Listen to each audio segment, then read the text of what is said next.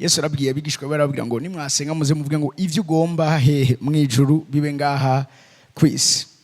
Rero abantu b'imhemu uburyo bimika bazana ivyateguwe mu ijuru canke ivyabaye mu ijuru hano muri nosi babikora mu buryo ubwa mbere na mbere bwo kuvyubakira igicaniro. Hama mbwa kandi mvuge kintu urazi ibintu vy'imhemu n'ibintu vy'imhemu taza kubiraba mu mwanya uri imbere.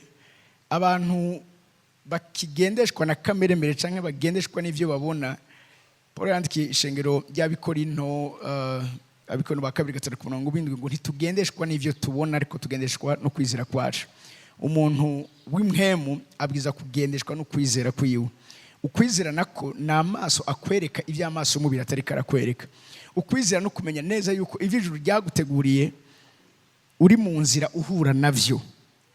Siriko ari umuntu arimva muri kino kibanza. Muriko muramva muri kino kibanza. Haleluya. Haleluya. Rero ivyo biragusaba kugira inyifato ijanye no kwitegura kwakira ikijuru riba ryarateguye ku buzima bw'iwawe.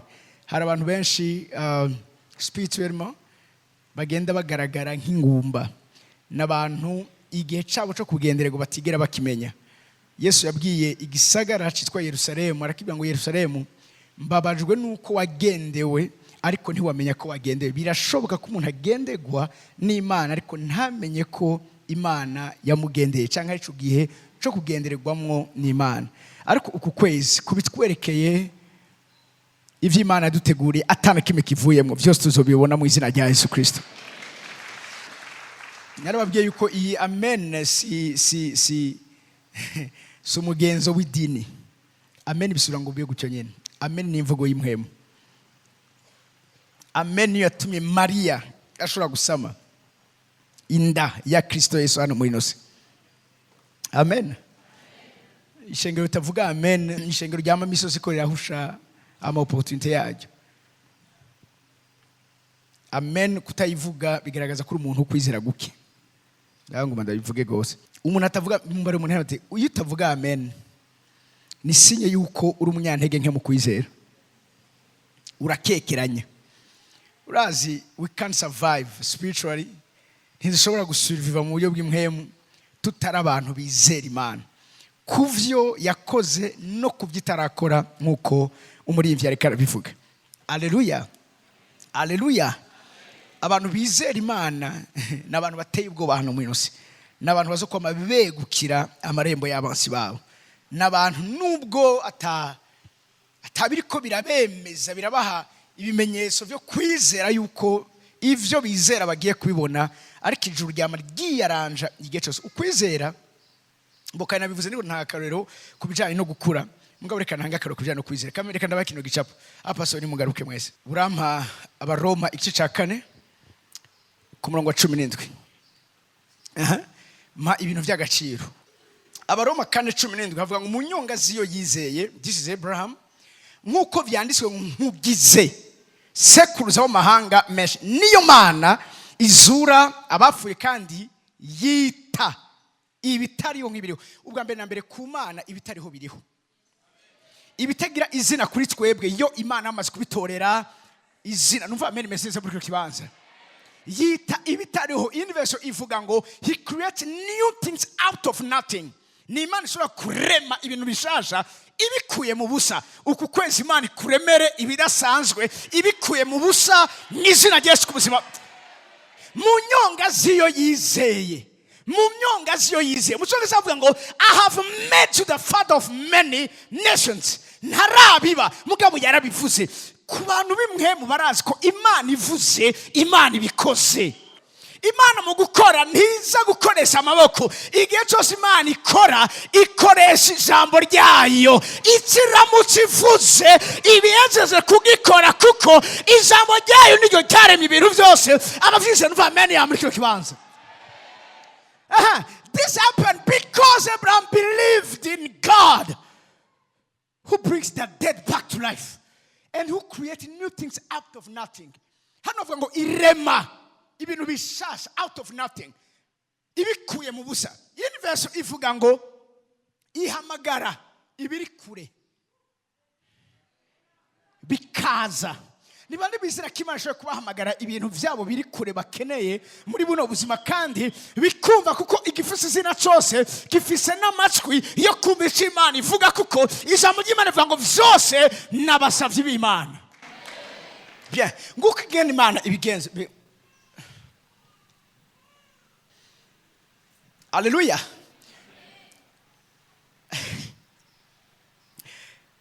Abanyefeso, je Bibiliya ndayisiguza Bibiliya. Abanyefeso nyarukiriza. Abanyefeso igice cya mbere. Ku murongo w'icenda gushaka ku murongo wa 11. Aha sinatangura mugumane kino gicapo. Bivuga ngo itwati ibanga ry'ivyigomba. God has now revealed to us his mysterious plan regarding Christ, a plan to fulfill his own good pleasure. Ibigabiye kera muri iwe itwati ibanga ry'ivyigomba. Imana twati ibanga ry'ivyigomba. Navuze ngo Imana twati ibanga ry'ivyigomba. Imana twati ibanga ry'ivyigomba. This nibi vyingene izogenza vyose. And this is the plan. At the right time, he will bring everything together under the authority of Christ, everything in heaven and on earth. Twese turazi ko turi muri Kristo Yesu. Ivyo uri kurarondera duza vya bintu vy'agaciro mufise. Amen. Ivy'agaciro nibiki mufise, ni mu amazina yavyo. Urugo, uhera ku modoka. Urugo.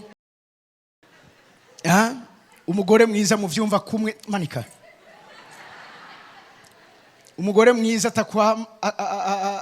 ataguteza avese, aguha amahoro. Sivyo umuntu yifuza kandi abifurije kandi. Umugore mwiza guha karuhuko. Kubera ikinda bitevye kuri wewe reka manda. Haleluya. Sivyo? Uruvyaro gubaha Imana, rutinya Imana, abana bakura ari fierté yiwawe. Sivyo turondera hano munsi? That's what we are looking for. Turakeneye ikibeshaho imigango yacu. Mu miseheze umudamu umwe aranyandikira, umugabo we ntari ngaha ariko kuja kurondera ubuzima mu gihugu kiraho, ntaratangura gukora, yasize amusigiye inda. Uwo mugore aranyandikira arambwira ngo naravyaye mugabo inzara iranyiciye mu kiriri, ngo mama wanje yaduze ruguru kuja kurondera ibiharage azonzanira kugira ngo nshobore kuronka ico mfungura. Narimse mbabaye cyane. Urazi wo sonza ugasonza mu kindi gihe mbwa ntusonzere mu kiriri. Haleluya. Haleluya. Rero Imana ko iguha ibibeshaho umuryango wawe, abana babakiga ntibicwe n'inzara bakabaho neza, nivyo turondera. Turarondera gushitsa ico Imana tuzane hano minosi, kumenya umuhamagaro wayo ku buzima bwacu. Burya nta mugisha ukomeye nko kumenya impamvu waravutse. Gira umuntu ndi wawe ngo umugisha ukomeye hano muri nose si ibintu woronka, no kumenya impamvu yawe yo kuvuka, no kumenya icyakuzanye hano muri nose. Amahoro, ikintu cyose umuntu yokenera n'umunezero byose Imana bipoperanirije mu kumenya umugambi wayo ku buzima bwacu. Tumenye ngo itwati ibanga kumenya ivyigomba kuba gukora kumara hano muri nose muri Kristo Yesu, nta mugisha urutuho.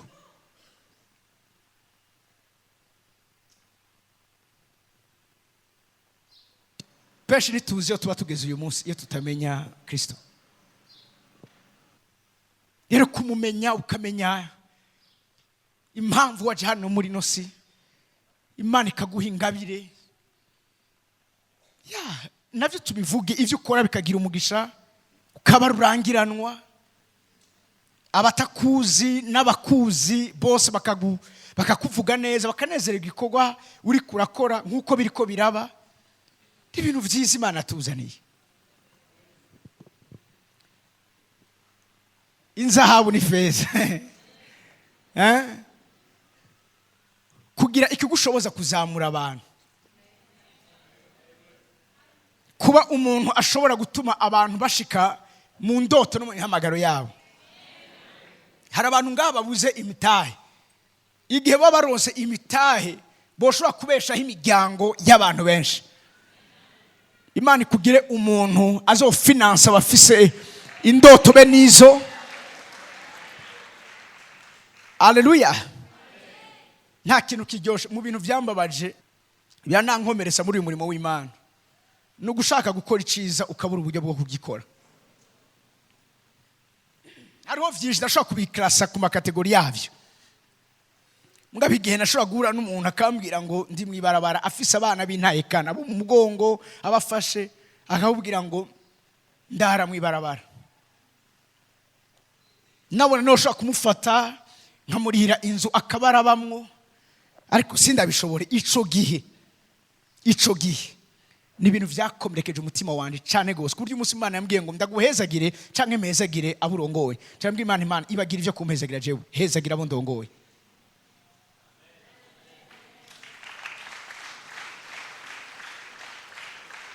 Imana ikugire umuntu agira ubuntu bwinshi, abugirira abantu babikeneye, afise umuhagije muri vyose. Narizi ko mfise abantu bakomico niko ndavuga. Biva ngo ishaka kudusaza ko ubuntu bwose kugira ngo tuze gukora ivyiza vyose dufise ibiduhagije muri vyose. Nico niko ndavuga. Haleluya. Uhure n'umwana birukanye ku ishure. Ndafise umwana ubu n'umukobwa wanje.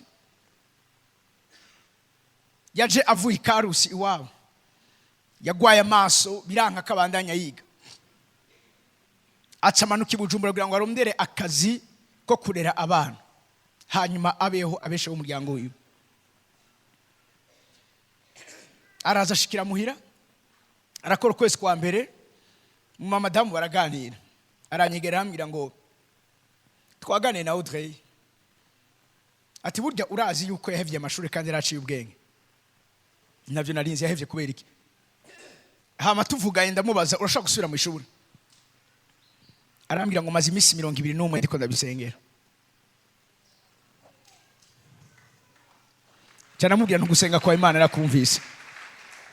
Ndagenda umudirecteur w'ishuri ntiyangoye, arambwira ngo hano umugambi wa leta wo gufasilita abana bahevye bitabavuyeko.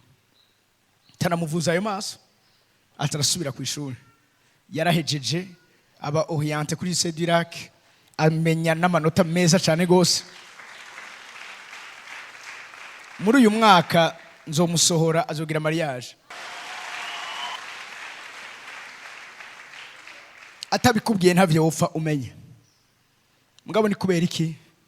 Ni kubera kugira ubu buntu bukubasha gukora ivyiza ufise ibiguhagije. Ubwo buntu ti Imana ibunsuke ko mu izina rya Yesu. Biraryoshe. Kugira abantu.